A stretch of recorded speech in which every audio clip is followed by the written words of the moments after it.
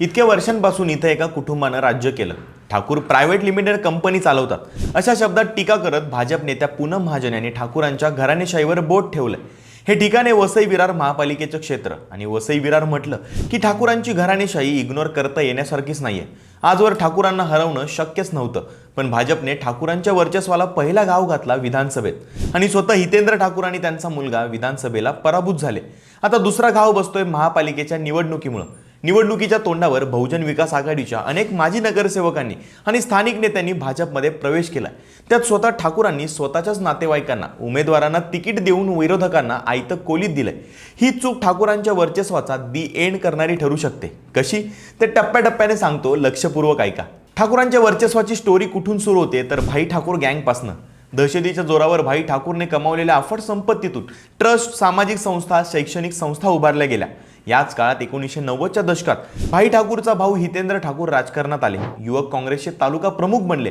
नंतर 29व्या वर्षी ते आमदारही झाले आणि 1990 पासून आजवर हितेंद्र ठाकूर आमदार म्हणून 6 वेळा निवडून आले. मध्ये 2009 ते 2014 दरम्यान ते आमदार नव्हते. पुढे हितेंद्र ठाकूर यांनी काँग्रेसमधून बाहेर पडून 2017 मध्ये बहुजन विकास आघाडीची स्थापना केली. पण आजवर बहुजन विकास आघाडीचा निर्णय आणि विस्तार प्रामुख्याने एकाच कुटुंबाभोवती केंद्रित राहिलाय. हितेंद्र ठाकूर स्वतः 6 वेळा आमदार राहिले. वसई विरार महापालिकेवर बहुजन विकास आघाडीची सत्ता आली तेव्हा पहिल्या महिला महापौरपदी सुद्धा हितेंद्र ठाकूरांनी आपल्या पत्नी प्रवीणा ठाकूर यांना बसवलं. त्यांचा मुलगा क्षितिज ठाकूरला नालासोपारा मतदारसंघातून 2009, 14 आणि 19 असं सलग 3 वेळा आमदार म्हणून निवडून आणलं. वसई विरार महानगरपालिका, स्थानिक ग्रामपंचायती, पंचायत समितीपासून ते विधानसभेच्या जागांवर त्यांचेच निकटवर्तीय निवडून येत राहिले. हितेंद्र ठाकूरांना कुणीच हरवू शकत नव्हतं असं समीकरणच बनलं होतं. पण 2024च्या निवडणुकीत हितेंद्र ठाकूर यांचा भाऊ भाई ठाकूरला ज्या सुरेश दुबे हत्या प्रकरणात ताडा अंतर्गत अटक झाली होती, त्या सुरेश दुबे यांच्या सुनबाई स्नेहा दुबेंनी सलग 6 वेळा निवडून येणाऱ्या हितेंद्र ठाकूर यांचा पराभव केला. दुसरीकडे नालासोपारा मतदारसंघातून 3 वेळा निवडून येणाऱ्या क्षितिज ठाकूरांचाही पराभव झाला. एकाच वेळी पिता पुत्रांचा पराभव हा ठाकूर कुटुंबियांसाठी मोठा धक्काच होता. तर पक्षातून 2 वेळा निवडून येणाऱ्या राजेश पाटील यांचाही पराभव झाला. या पराभवामुळे वसई विरारमध्ये मागील 3 दशकांमधून अधिक काळ दबदबा असणारी ठाकूरांची राजकीय सद्दी संपुष्टात आली.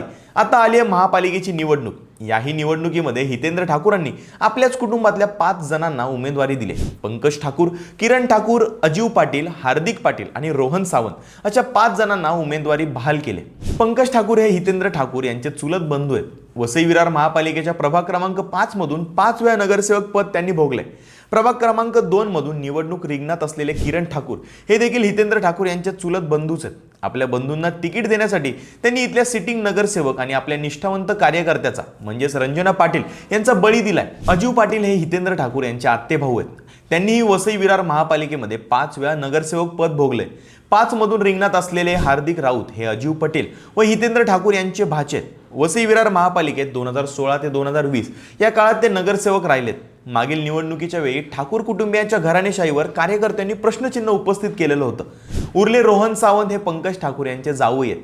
रोहन सावंत यांना निवडणूक रिंगणात आणताना हितेंद्र ठाकूर यांनी बवियासाठी तब्बल 35 वर्ष काम करणाऱ्या वसंत वरे या निष्ठावंत कार्यकर्त्याचा बळी दिलाय. शिवाय प्रभाग क्रमांक 3 मधून रोहन सावंत यांचा विजयाचा मार्ग सुकर व्हावा यासाठी प्रफुल्ल साने या आणखी एका निष्ठावंत कार्यकर्त्याच्या पराजयाच्या दारात उभं केलंय. याचा परिणाम म्हणजे बहुजन विकास आघाडीमध्ये जे नेते होते ते सुरुवातीपासून जे काम करत होते ते नाराज झाले. यातलं सर्वात मोठं नाव म्हणजे बहुजन विकास आघाडीचे कार्याध्यक्ष राहिलेले राजीव पाटील. राजीव पाटील यांची शहरामध्ये समांतर वैयक्तिक यंत्रणा आणि मोठी आर्थिक शक्ती आहे. नालासोपाऱ्यात राजीव पाटील यांना मानणारा मोठा वर्ग आहे. अनेक माजी नगरसेवक आणि कार्यकर्ते हे राजीव पाटील यांच्यामुळे पक्षात आलेले. व्यापार आणि उद्योग हे राजीव पाटील यांच्याशी संबंधित आहेत. राज्यात कोणाचीही सत्ता येऊ दे, पण वसई विरार पट्ट्यामध्ये बविया जिंकून येण्यामागे राजीव पाटील यांचंही मोठं योगदान असायचं. पण जेव्हा राजीव पाटील यांना नालासोपारा मतदारसंघातून विधानसभा लढण्याची इच्छा दाखवली तेव्हा हितेंद्र ठाकूरांनी राजीव पाटलांना डावलून आपल्या मुलाला तिकीट दिलं आणि सलग 3 वेळा जिंकूनही आणलं. खरं तर राजीव पाटील हे हितेंद्र ठाकूर यांचे आत्ते बंधू आणि पक्षाचे दुसऱ्या क्रमांकाचे नेते. समाजकारणाचा कोणताही अनुभव नसताना, नगरसेवक म्हणूनही काम केलेलं नसताना घराणेशाहीच्या जोरावर क्षितिज ठाकूर यांना सलग 3 वेळा विधानसभेवर जाण्याची संधी मिळते. पण राजीव पाटील यांना वर्षानुवर्ष डावललं जातं. यामुळे राजीव पाटील नाराज असून सध्या शांत आहेत. निवडणूक असूनही ते कुठेही ऍक्टिव्हली काम करताना दिसून येत नाहीत. एकीकडे कार्यकर्ते आणि केलेली कामं हीच बहुजन विकास आघाडीची खरी ताकद असं म्हणणारे हितेंद्र ठाकूर निवडणूक आली की आपल्या मुलांना आणि जावयांना तिकीट वाटतात. यांच्या कथनी आणि करणीतल्या फरकामुळे बवियाला मोठ्या प्रमाणात गळती लागली। पुढच्या काळात वाढत्या लोकसंख्येला लक्षात घेता शहरामध्ये विधानसभा वाढणार आहेत। भविष्यात ठाकूर हे घराणेशाहीचा विचार करून आपल्याला तिकीट डावलतील। बहुजन विकास आघाडीमध्ये आपलं भविष्य दिसत नाही, पण तेच भाजपमध्ये सर्वसामान्य कार्यकर्त्याला संधी दिली जाते हे लक्षात येताच बवियाच्या नगरसेवकांनी नाराज होऊन भाजपमध्ये प्रवेश केला।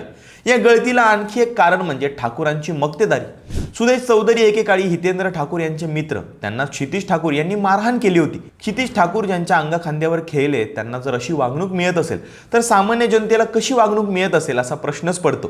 ठाकूरांची एकाधिकारशाही, त्यांचा उर्मटपणा, कार्यकर्त्यांना मिळणारी अपमानास्पद वागणूकबाबतही त्यांच्यावर टीका केली जाते। हा एक व्हिडिओ बघा।